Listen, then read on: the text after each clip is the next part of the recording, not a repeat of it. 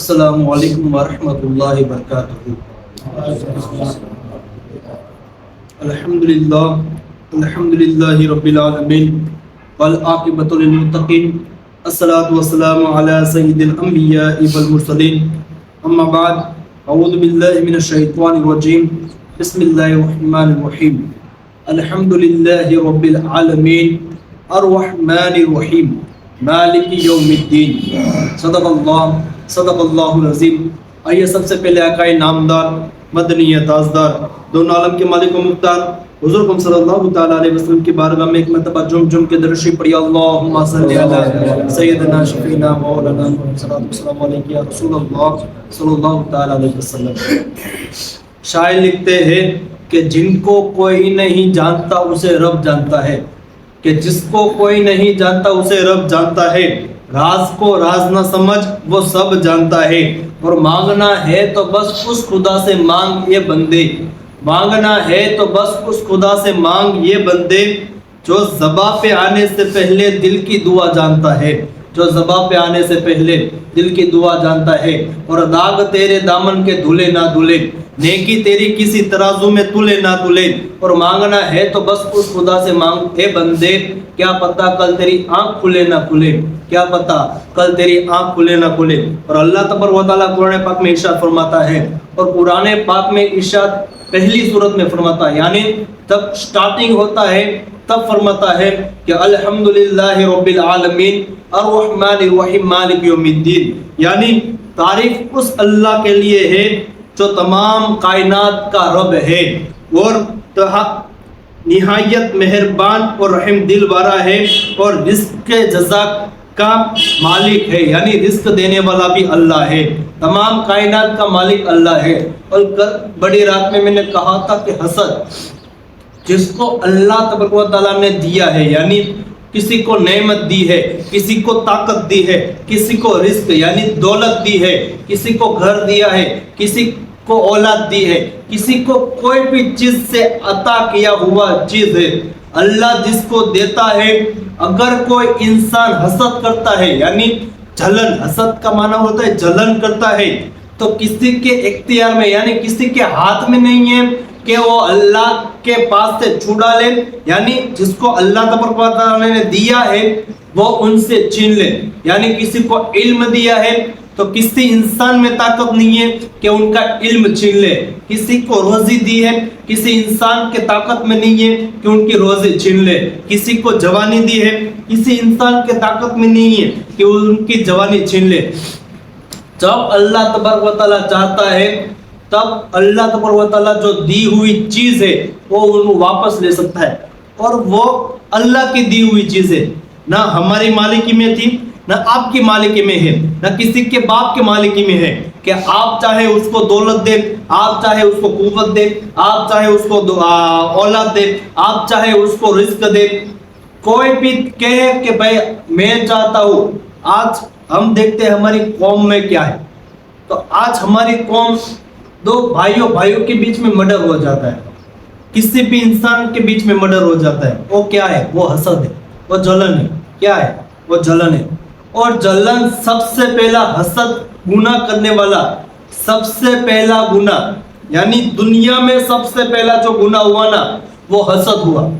کس طرح کہ اللہ تبارک و تعالیٰ نے حضرت آدم علیہ السلام کا پتلا بنایا گیا، پھر شیطان کو کہا گیا کہ تو ان کو سجدہ کر، شیطان نے کہا کہ نہیں، میں کتنا بڑا فرشتہ، تو شیطان تھا فرشتہ تھا، ان کی عبادتوں کو بکھورانا تو پوری دھرتی یعنی پوری دنیا کے اوپر ان کی عبادت بکھر جائے تب بھی ان کا سجدہ ختم نہ ہو، شیطان کا سجدہ ختم نہ ہو، وہ شیطان، لیکن اس کے دل میں گھمنڈ آ گیا، حسد آ گیا کہ میں فرشتوں کا سردار، فرشتے مجھے جھولا جھلائے اور میں اس مٹی کو سجدہ کروں۔ سب سے پہلا جو گناہ ہوا حسد کا وہ شیطان نے کیا، پھر وہ آگے بڑھتا گیا۔ پھر حسد کیا چیز ہے؟ حسد انسانوں کو کہاں سے کہاں تک پہنچ جاتی ہے۔ رسول اللہ صلی اللہ تعالیٰ علیہ وسلم کی حدیث شریف ہے کہ حسد، اگر کوئی انسان دوسرے انسان سے حسد کرتا ہے تو ان کی نیکی اس طرح ختم ہو جاتی ہے जिस तरह आग लकड़े को खा जाती है। हम देखते हैं कि आग में एक लकड़ा डालो, 1 घंटा 2 घंटे में खत्म हो जाएगा, यानी जो लकड़ा था वो खाक हो जाएगा। जितनी भी नेकी कर लो, अगर आप 5 वक्त के नमाजी हो, अगर आप रोजेदार हो, अगर आप ज़कात देते हो, अगर आप हर साल हज करते हो, आपकी वो नेकी इस तरह खत्म हो जाएगी जिस तरह लकड़ा खत्म हो जाता है। और दिन का नाम ये नहीं है, दिन का नाम ये नहीं है कि 5 वक्त की नमाज पढ़ ली, रोजा रख लिया, हज कर लिया, ज़कात दे दी, अल्लाह का नाम ले लिया, फिर दिन मुकम्मल हो गया। नहीं, दिन का नाम ये नहीं है। दिन का नाम है हसद छुड़ाओ, हसद ना रखो किसी के, शराब ना पियो, जिनाकारी ना करो, दूसरों को आप बुरा ना चाहो। अगर आप 5 वक्त की नमाज पढ़ते हो लेकिन आपके भाई के लिए आपके दिल में हसद है तो आपको जन्नत में कभी नहीं डाला जाएगा। अगर आप रोजे पूरे महीने के 30 महीने के रखते हो लेकिन आपके पड़ोस के लिए हसद है, यानी आपके दिल में जलन है कि अल्लाह ने उसको दे दिया है मुझे नहीं दिया, तो आप जन्नत में कभी भी नहीं जा सकते। अगर आपको किसी के लिए भी हसद है, और मोमिन के लिए तो हसद रखना ही नहीं चाहिए, क्योंकि अल्लाह तबारक व तआला के महबूब सल्लल्लाहु तआला अलैहि वसल्लम खुद मोमिनों के लिए दुआ करते हैं कि मेरा उम्मती इस तरह हो जाए, मेरा उम्मती इस तरह हो जाए, मेरा उम्मती इस तरह हो जाए। उलमा किराम, उलमा तो आम इंसान अलग चीज़ है। उलमा तो आप कहते हो ना कि उलमा कुरान पाक की तिलावत करता है, उलमा कुरान पाक को तर्जुमे के साथ पढ़ता है, उलमा दीन की, रसूलुल्लाह की, अल्लाह की बातें जानता है। लेकिन कल क़यामत के दिन सबसे ज्यादा जहन्नम में जाने वाले इंसान होंगे वो उलमाए किराम और औरतें दो होगी, क्योंकि उन दोनों के साथ हसद ज्यादा होगा दिल में, उन दोनों को हसद ज्यादा होगा। क्योंकि उलमा जब सीखते हैं, यानी जितना इल्म लेते हैं उनके साथ हसद आता है। जो हसद नहीं रखता वो उलमा सबसे पहले जन्नत में जाएगा। फिर अगर कोई इंसान से हसद रखे, रसूलुल्लाह सल्लल्लाहु ताला अलैहि वसल्लम की बात बताओ कि एक मर्तबा रसूलुल्लाह सल्लल्लाहु ताला अलैहि वसल्लम लोगों के साथ बैठे हुए थे, सहाबा किराम के साथ। सहाबा किराम हमारी तरह नहीं, आम इंसान नहीं, सहाबा किराम की तरह। तो पहाड़ की तरफ से कहा कि अगर तुम जन्नती देखना चाहते हो, यानी जन्नती इंसान देखना चाहते हो, वहां पहाड़ की तरफ से एक इंसान आएगा। थोड़ी देर के बाद देखा तो एक इंसान आया जो सहाबी किराम थे, देखा फिर चले गए। फिर दूसरे दिन फरमाया तुम आज जन्नती इंसान देखना चाहते हो, वहां से एक पहाड़ी की तरफ से एक इंसान आएगा। पहले दिन था वही सहाबी आए, फिर तीसरे दिन भी यही फरमाया कि तुम जन्नती इंसान देखना चाहते हो, वहां से आएंगे, वहां से फिर गए। वही तीसरे दिन भी वही सहाबी थे जो बुजुर्ग सहाबी थे। फिर एक सहाबी है जिसका नाम है अब्दुल्ला बिन अमर बिन आस, वो सहाबी के पीछे चलने लगे, सहाबी के पीछे चलने लगे और कहा कि चचा अगर आप चाहो तो मैं आपके साथ 3 दिन रहना चाहता हूँ और 3 रात रहना चाहता हूँ। वो चाहता थे बुजुर्ग सहाबी थे, कहा कि चलो ठीक है वांदा नहीं रहो। फिर जब घर पर जाना हुआ कहा कि आप इधर ही सो जाना, वहीं सो गए। वो सहाबी के पास ही सुला दिया गया।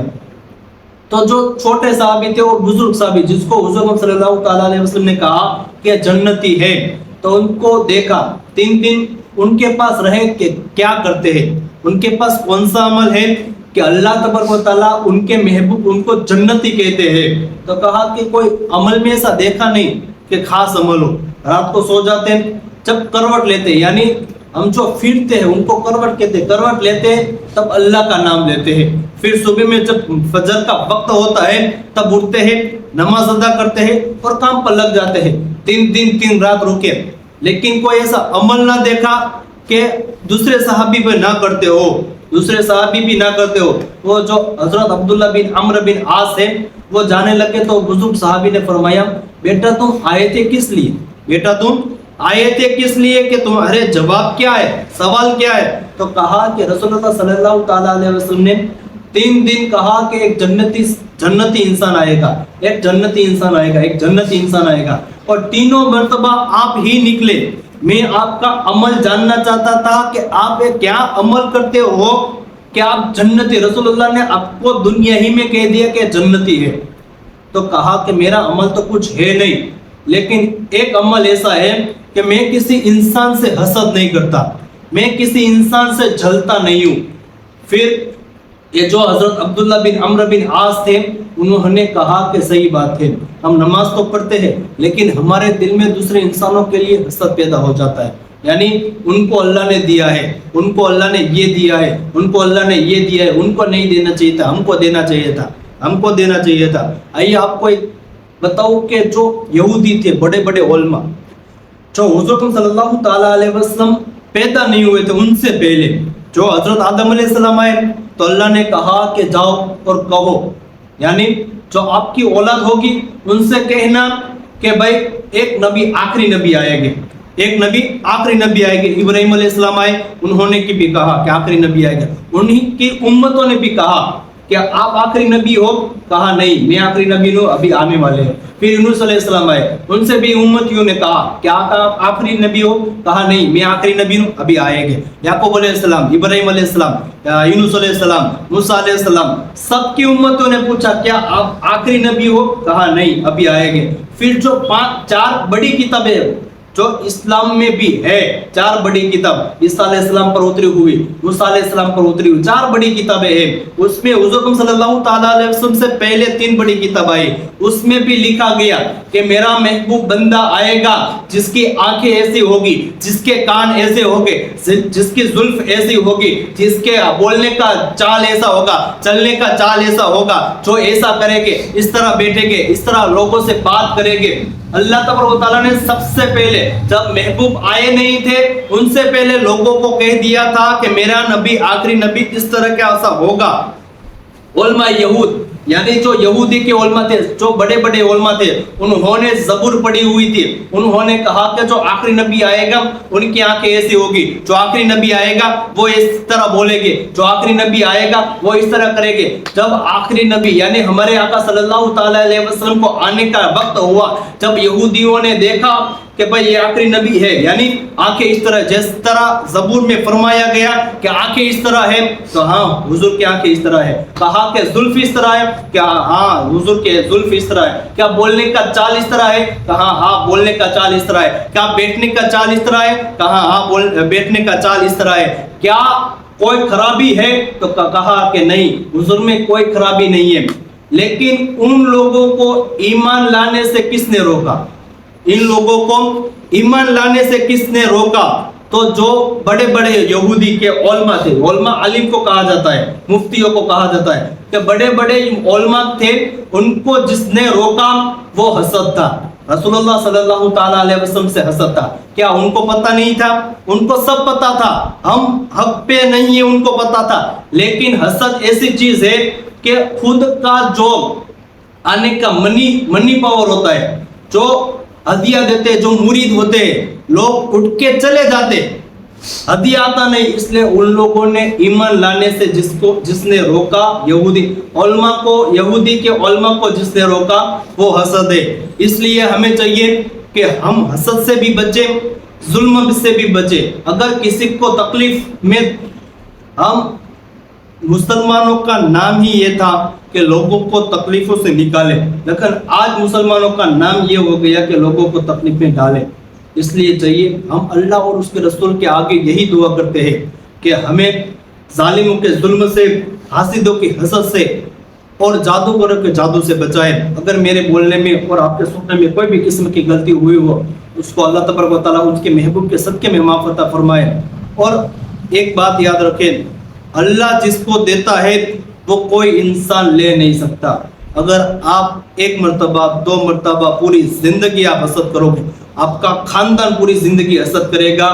اللہ جس کو دینا چاہتا ہے وہ کبھی بھی کوئی انسان لے نہیں سکتا, اور اللہ جس کو نہیں دینا چاہتا وہ کوئی بھی انسان ہو, اگر سید ہو, میمن ہو, کوئی بھی انسان ہو, کوئی دینا نہیں دے گا تب بھی اس کے پاس ختم ہو جائے گا. اس لیے اللہ اور اس کے رسول کے آگے مانگے, لوگوں کے آگے کبھی مت مانگیے.